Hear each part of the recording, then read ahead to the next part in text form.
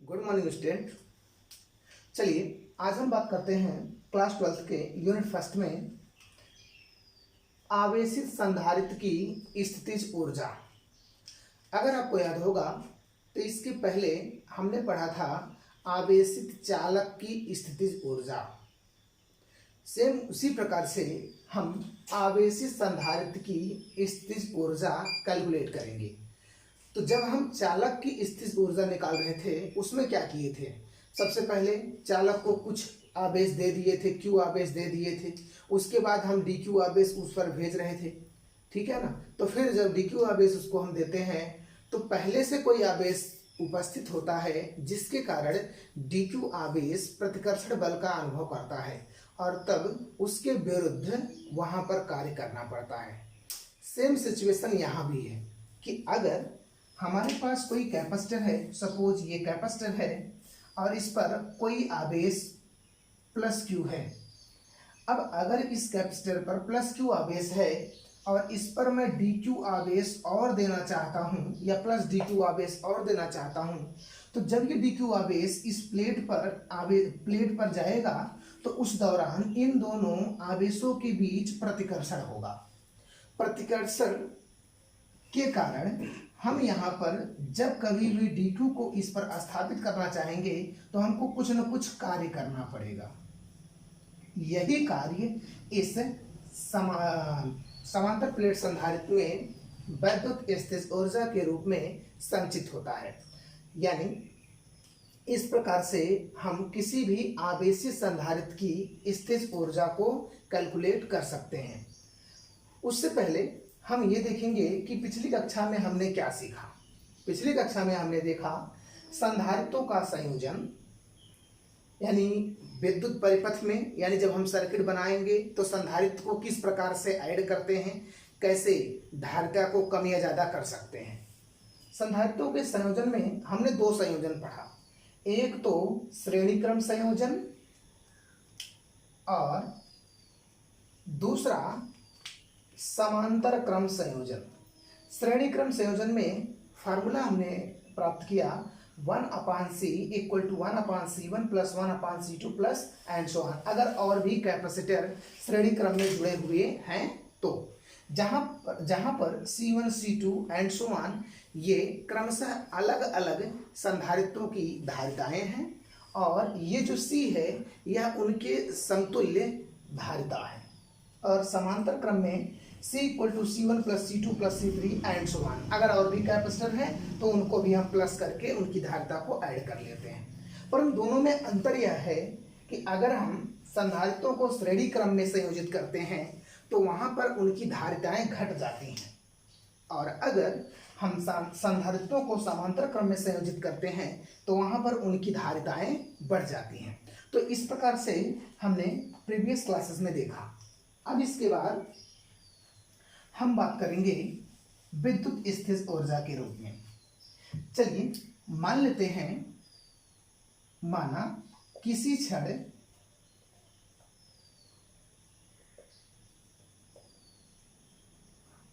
संधारित्र पर आवेश Q है।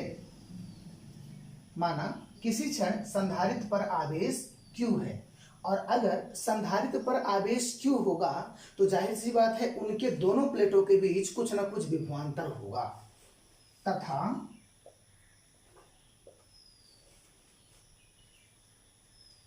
उनके प्लेटों के मध्य विभवांतर V' है। अच्छा, यहां पर विभवांतर V' का मतलब यह है कि अभी हम आवेश को और रखेंगे तो उसके विभव में कुछ ना कुछ परिवर्तन होगा। ओके, यदि संधारित्र की धारिता C हो तो, अब यहां पर संधारित्र की धारिता C होने का मतलब ये परिवर्तित नहीं होगा, ये चेंज नहीं होगा। ओके, तब धारिता की परिभाषा से हमको मिल जाएगा C equal to Q upon V dash, या अगर यहाँ से हम वी डैश की वैल्यू कैलकुलेट करना चाहें तो हमको मिल जाएगा Q अपान C। ये इक्वेशन फर्स्ट हमने बनाया, यानी यहाँ से विभवांतर हमको मिल जाएगा V dash equal to Q upon सी।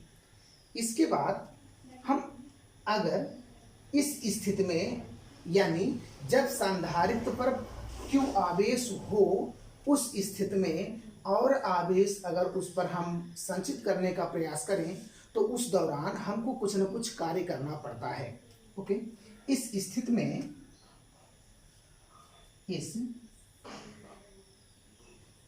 में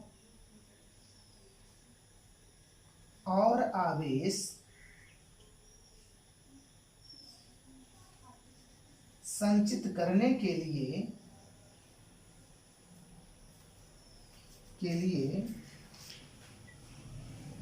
कुछ कार्य करना पड़ेगा।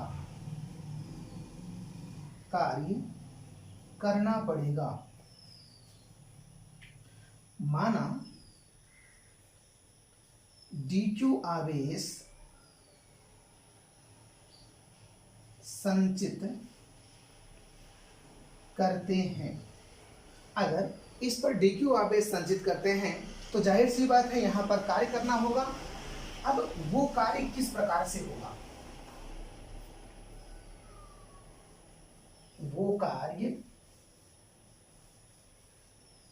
किस प्रकार से होगा उसको देख लेते हैं। यहाँ पर जो स्मॉल वर्गडन होगा वो मिल जाएगा वी डैश डी क्यू के बराबर। अच्छा, कंफ्यूजन हो सकता है कि ये फार्मूला कहाँ से आया। ये फार्मूला हमको वहाँ से प्राप्त हो रहा है, जब हम विभव की परिभाषा पढ़ रहे थे तो हमको मिला था W अपान Q, यानी किसी एकांक धन परीक्षण आवेश को अनंत से किसी वैद्युत क्षेत्र में ले आने में किया गया कार्य ही उस बिंदु पर विभव कहलाता है। तो ये हो जाएगा V equal to W upon Q. अगर हम इस Q को इस तरफ कर देंगे तो ये हो जाएगा W equal to V Q. परंतु यहाँ पर स्मॉल आवेश है, अगर ये बहुत ही सूक्ष्म आवेश है तो वर्गडन भी सूक्ष्म होगा।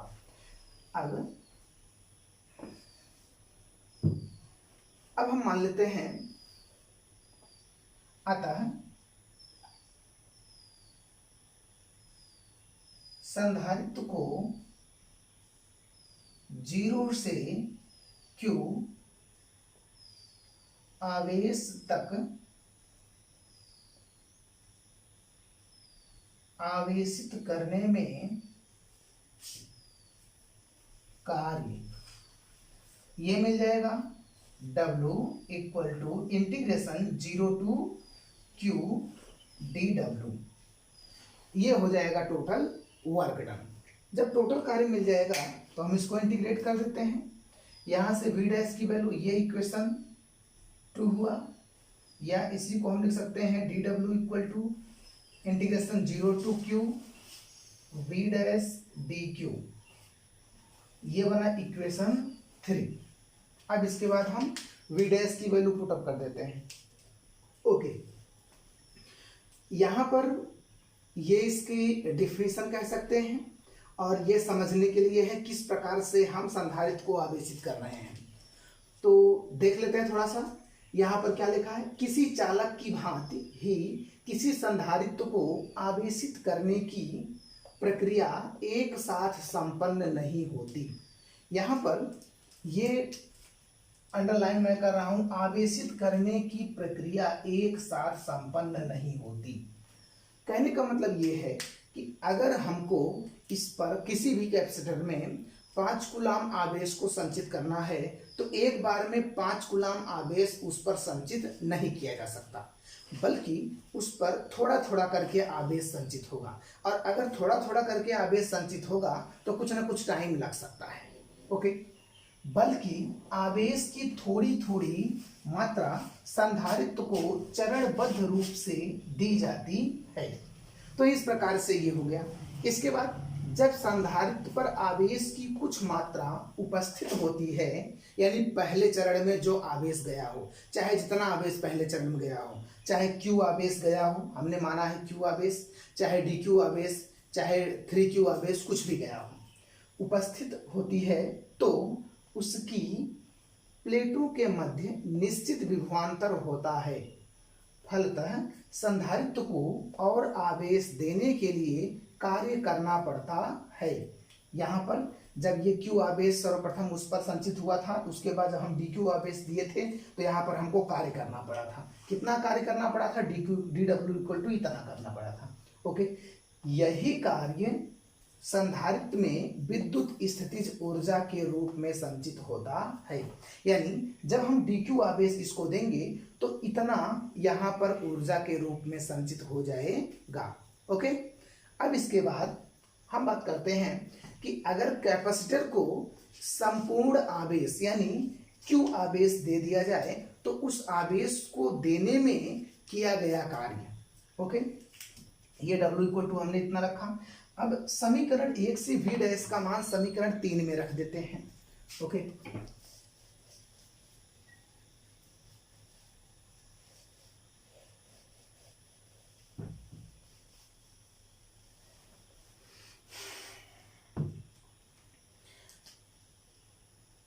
समीकरण 1 से V डैश का मान समीकरण 3 में रखने पर, ओके, समीकरण 1 से V डैश का मान समीकरण 3 में रख देते हैं। जब समीकरण 3 में रखते हैं तो हमको मिलता है W equal to integration 0 to Q V dash, ये मिला Q upon C DQ। Okay, यहाँ पर 1 अपान C ये धारिता है, कैपेसिटेंस है जो कि कांस्टेंट होती है। ये 1 अपान C को हम बाहर कर लेंगे, 1 अपान C, और यहाँ पर हमको मिल जाएगा 0 टू Q DQ, यानी इसका इंटीग्रेशन करना है। अब सबसे पहले आप लिमिट को भूल जाइए, यानी आपको मिल रहा है यहाँ पर इंटीग्रेशन x dx, ये इसका एक बेसिक फार्मूला है। अगर इसको हमें इंटीग्रेट करना हुआ तो हम बहुत आसानी से कर सकते हैं x square upon 2 plus C, but अगर हम लिमिट यूज करते हैं तो यहाँ पर कांस्टेंट यूज नहीं करते। ओके, अगर यहाँ पर लिमिट 1 टू 2 है तो हम ऐसे लगा सकते हैं 1 2। तो इस प्रकार से जो कुछ भी यहाँ पर वैल्यू होती है उसके पावर में इंक्रीमेंट हो जाता है। ओके, चलिए देखते हैं यहां से हमको क्या मिल जाता है। यहां से हमको मिलेगा W equal to 1 upon C, Q की वैल्यू क्या हो जाएगी? Q स्क्वायर अपान 2, और इस प्रकार से यहां पर लिमिट 0 टू कैपिटल Q। अब हम लिमिट अप्लाई कर देते हैं। लिमिट अप्लाई करने के बाद हमको यहां से मिल जाएगा Q स्क्वायर अपान 2, ये मिलेगा upper limit minus lower limit. जब हम अपर लिमिट रखेंगे तो हमको मिलेगा Q स्क्वायर अपान 2, और माइनस लोअर लिमिट यानी Q के स्थान पे 0 रखेंगे तो ये 0 स्क्वायर अपान 2 यानी 0 मिलेगा। ओके, इसके बाद इसको सॉल्व करने के बाद यहां पर हमको मिल जाएगा W equal to 1 upon 2 C, और ये मिल जाएगा Q स्क्वायर। ये तो हुआ वर्क डन, यानी किसी भी संधारित्र को कंप्लीट Q आवेश देने में किया गया वर्क डन, ये W equal to 1 upon 2 C Q square, जहां C क्या है? C धारिता है, Q क्या है? उस संधारित्र पर आवेश की मात्रा है। ओके, यही कार्य इस संधारित्र में स्थितिज ऊर्जा के रूप में संचित होगा। चलिए इसको संचित कर देते हैं। यही कार्य संधारित्र में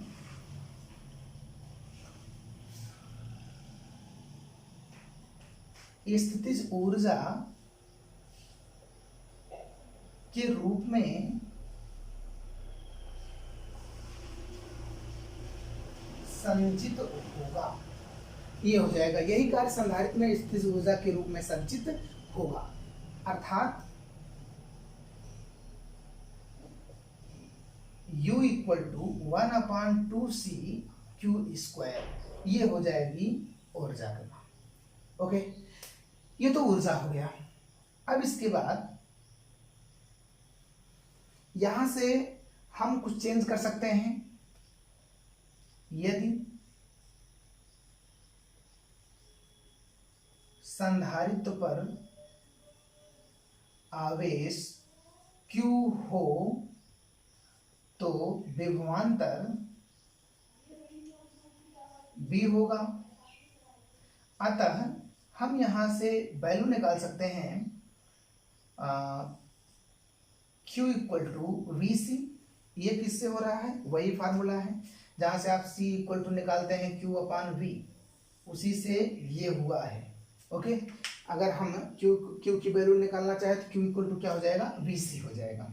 अच्छा, या अगर हम C की वैल्यू निकालना चाहे तो C इक्वल टू क्या होगा? Q/V होगा। दोनों का बारी बारी से यूज कर लेंगे। तब यहाँ पर क्या हो जाएगा? हम यहाँ पर Q इक्वल टू अगर VC रखेंगे तो मिलेगा U equal to 1/2 C। Q के स्थान पे VC रखेंगे तो V² और C², अर्थात यहाँ से हमको मिल जाएगा U इक्वल टू 1/2, ये C से C कैंसिल हो जाएगा, CV²। तो एक तो ये फार्मूला हो गया। अच्छा, दूसरा क्या हो जाएगा? अगर हम C के स्थान पर Q/V रख दें, Q/V, तो ये मिल जाएगा हमको। यहां पर देख लेते हैं इसको। ये यहां से मिल जाएगा U इक्वल टू 1/2 Q²। यहाँ C के स्थान पर Q/V, ये हो जाएगा Q और अपान V ऊपर जाएगा, Q/V होगा, V ऊपर चला जाएगा, Q²। ये Q से Q कैंसिल हुआ और यहाँ मिला U इक्वल टू 1/2 QV। ये हो गया इतना ऊर्जा। तो इस प्रकार से हमने देखा किसी आवेशित संधारित्र में स्थितिज ऊर्जा, तो ये मिला स्थितिज ऊर्जा। इसके बाद अगर हम Q और V में ग्राफ ड्रा करें, Q और V में ग्राफ ड्रा करें तो कुछ इस प्रकार से ग्राफ प्लॉट हो सकता है। हमने इसको V माना और इसको Q माना। हमने देखा कि U जो है Q और V के डायरेक्टली प्रोपोर्शनल है और ये एक स्ट्रेट लाइन को देता है। अर्थात अगर हम यहाँ पर एक ट्रायंगल ड्रा करें, ये ट्रायंगल, तो ये Q होगा, ये यहां से यहां तक Q और ये यहां से यहां तक V, और यहां से इसका जो एरिया होगा वो इसके इक्वल होगा। अर्थात अगर हम संधारित्र के आवेश और विभवांतर के बीच ग्राफ प्लॉट करें तो उस ग्राफ का जो क्षेत्रफल होगा आवेश के साथ या आवेश वाले एक्सिस के साथ, वही उसकी स्थितिज ऊर्जा को निरूपित करती है। तो इस प्रकार से हमने देखा कि किसी भी आवेशित संधारित्र की स्थितिज ऊर्जा क्या होती है। अब इसके बाद वही एक आपका बच रहा है वन डे ग्राफ जनित्र, और उसके बाद इसमें से शायद कोई टॉपिक नहीं बचा हो। अगर कोई टॉपिक बचा हो या आपको कन्फ्यूजन हो तो वीडियो के लास्ट में कमेंट करिए और उसके बाद उसको हम प्रयास करेंगे कि आप तक पहुंचाएं। ओके, अब जो क्वेश्चन है, प्रश्नावली के क्वेश्चन है, लगभग 30, 35 या 40 हो सकते हैं, उनको कंप्लीट एक तरफ से सॉल्व करिए और जो क्वेश्चन ना आए वो हमारे व्हाट्सएप नंबर पर सेंड करिए, हम उसको सॉल्व करके भेजेंगे। Okay, that's all.